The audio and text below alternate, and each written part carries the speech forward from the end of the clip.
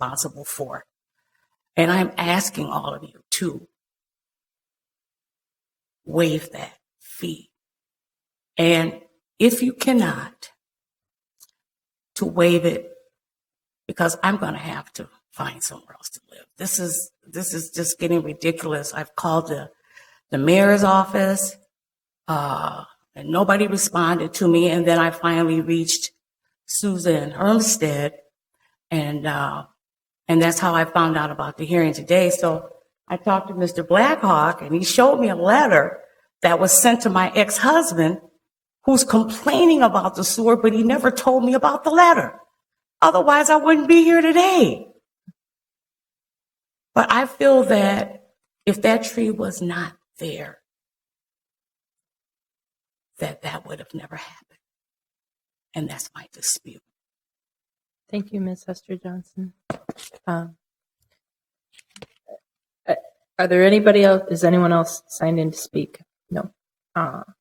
So if you allow me to close the public hearing, now I will ask staff to respond to some of the questions and some of the testimony that was just given. Could I first ask for Mr. Rock Rogers to respond to Mr. Libson's quote? Thank you, ma'am. You can sit down. Yep. Mr. Lipson's complaint, the OVDS on the invoice, which was supplied by the Minneapolis Waterworks Distribution Division, our East Side Yard Division, is the overhead cost pertaining to overhead that the service workers and foreman charge for the overhead of the work that was performed there. Now, pertaining to his other questions as far as Intercity being a private contractor that he hired that did not do the work, I would have to pass this on to the inspector, Mr. Brad Blackhawk, which can speak as to possibly why the work was not done, because he oversees the inspections. Thank you, Mr. Blackhawk. Madam Chair, members of the committee, my name is Bradley Blackhawk. I work for Public Works, Utility Connections Inspections. We permit and inspect all the work that's done out there. In this particular instance, I think it was June 14th, where they sent a letter out to the property owner indicating that the manhole had gone bad. The manhole belongs to the property owner on top of their water service connection. That was all that was needed to be done at the time. So through the process of a tax assessment and all that, Mr. Lipson indicated that he would like to have Intercity do the work, and we would assess the cost of the manhole repair. For whatever reason, the manhole repair never got done.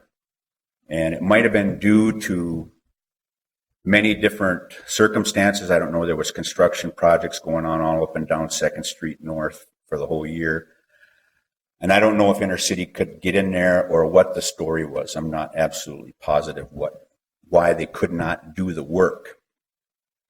So being that the manhole had kept deteriorating over time, and approximately, I don't know, I guess it was in February, when Intercity did finally get there to do the work, they noticed that the tap was leaking. Okay, so this is a 36-inch water main with an 8-inch service line coming off of it, which just goes to the address that we're talking about. So Intercity quickly enough said, no, we're not doing this. We can't do this kind of work. This is too large of a job for us to handle. And that's when it became an issue with the Minneapolis Water Department. So that's the reason why the emergency stuff got said the way it was said, and that's how it got done, basically. So the water department came in, did all the work, including replacing the tap on a 36-inch water main. As you can imagine, the reasoning behind the emergency status, was because of the size of the water main. It was a major distribution line through the city, so it needed to be done as soon as possible. So that's that. Did you want to ask about the sewer repair? Well, first, if I may ask, do council members have questions on Mr. Libson's property? Councilmember Gordon? Yeah, yes, thank you, Madam Chair. I'm just a little bit confused about if it's a main that's serving all these other properties, why is this individual property owner responsible for the 36-inch main? Well, I'm just trying to explain that the tap that was installed on the main was an 8-inch tap on a 36-inch water main. And then the urgency is when that tap sleeve starts to leak or that service line starts to leak, that they have to shut down that 36-inch water main, which shuts off quite a large portion of the city. They don't want to do that, so they had to quickly act upon the issue at hand, and that was the tap sleeve. The service line basically started leaking. And it was probably leaking before they got there. They just didn't know the severity of it. You know, and then when Intercity got there to do their work, which was repair the manhole, they noticed that the line had been leaking, and they said, "No, we're not going to. We can't take care of this. This is too much for us." Just from the sheer size of it. That's why I'm saying, you know, how big the job was. And so maybe you can also help me understand where we are in the process now. So this has been reviewed by city staff, and they thought there was a fair assessment, and then did this go to an administrative hearing already before it got here? Well, no, the work got done. Right. And the administrative hearing happened afterwards, so we could resolve how much the assessment was going to be toward the property, which the water department is seeking all of it. And the administrative law judge said that it could be reduced by $300. Something like that, yes. What was that? What do you know? Do you remember? Were you there? There was a manhole cover that they did not replace. The city said they put in a new manhole cover, and they did not. Okay. Does that conclude your question? I guess so. I'm trying. I'm not even clear on what we're supposed to base our decision on necessarily. So I'm trying to kind of figure that out. Actually, Mr. Rock Rogers, could you mention what you had mentioned at the beginning before the hearing today? It was about the administrative process and what the result of that administrative hearing judge process was.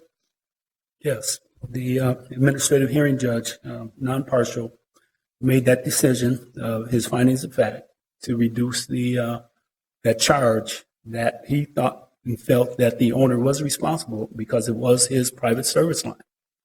He reduced it by $300 based on the fact that he didn't think that the manhole cover and sleeve and valve needed to be replaced. But as far as the emergency situation, it had to be done. The work had to be done.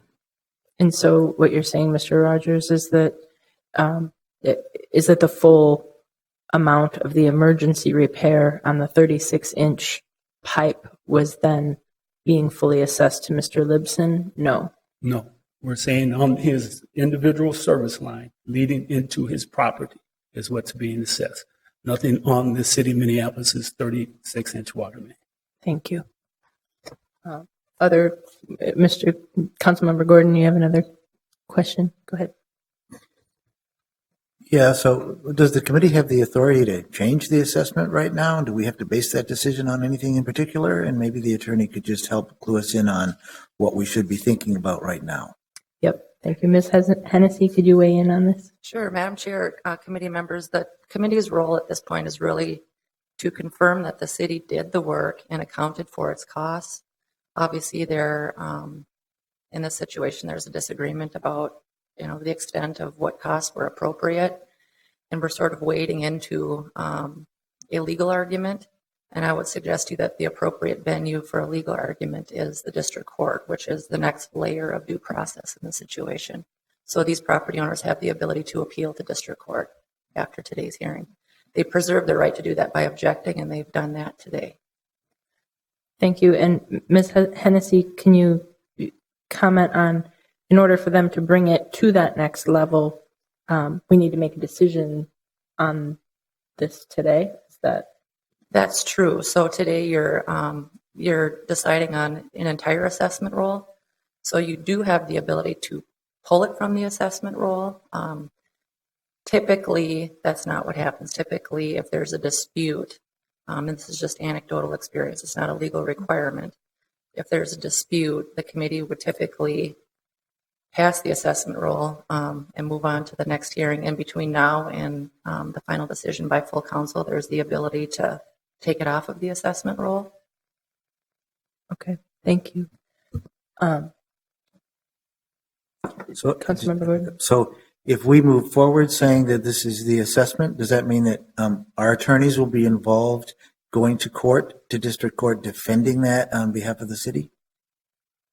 Madam Chair, Councilmember Gordon, the city attorney's office would get involved if the property owners do appeal to district court. Then it would essentially be a lawsuit against the city, and the city attorney's office would defend the city Okay. And to the then, extent appropriate. and I don't know if anybody can answer this, but I'm trying to sort it all out. It almost sounds like there might be some liability or responsibility involved with the other outside contractor because they didn't come in time for whatever reason we don't know and do their proper repairs earlier. And is that a realistic assessment on my part, that there might be some shared liability or total, or maybe the liability is the wrong word, but responsibility on the part of the contractor? Madam Chair, Councilmember Gordon, I really I'm hesitant to have an opinion on that. I mean, just hearing the facts as presented here today, it's essentially making a third-party determination, which really isn't my role. Let me phrase it this way then. An avenue that the property owner might pursue is looking at the contractor's work and if they actually fulfilled their responsibilities. Correct. So if these property owners have a claim against a third party, they absolutely would have the right to bring a lawsuit against a third party or seek a claim in some other way. And the city wouldn't be involved in that claim. Okay, thank you. Thank you. Any other questions from council members? Thank you. In regards to the questions raised by Ms. Hester Johnson, Mr. Blackhawk, did you want to comment? Madam Chair, members of the committee, once again, we do this for property owners. We try to help them the best we can as far as getting their sewer repairs paid for through the special assessment. Ms. Hester Johnson asked for help. We got her the help she needed for the sewer repair. Originally, like she said, the quote was $2,700 to dig a hole, fix the sewer. However, the work was much more extensive than that. They replaced I think they replaced everything all the way out from the curb line all the way out to the main in the middle of Chicago Avenue to the tune of $6,500. Roots is something that we deal with quite often. Everyone deals with roots in their sewer. I myself deal with it, unfortunately. So it's just one of those facts of life that we all deal with, and that's really all I can say about that. Thank you, Mr. Blackhawk. Any questions in regards to Ms. Hester Johnson's appeal? No, thank you. Then with this discussion complete, I will go ahead and move to approve the resolution adopting levying assessments for water and sewer service line repairs that remain unpaid, adopting the full assessment rolls, and directing transmittal of those assessment rolls to the Hennepin County Auditor. Councilmember Yang? Thank you, Madam Chair. With regards to the advice that we have been provided by our Assistant City Attorney, I'm just wondering, with regards to the second matter, if I guess staff will be working with the women that testified, up until next Friday, just to see what kind of resolution can be offered, if any. And I'm just hopeful that can happen. Thank you. So, Councilmember, you're certainly suggesting that staff can work informally with the property owner to help to resolve the matter before us. Okay. Any other changes to the motion before us? Okay. All those in favor of the motion, please say aye. Aye. Aye. Those opposed? The ayes have it, and that proposal has been approved. Seeing no further business before this committee, we're now adjourned. Thank you.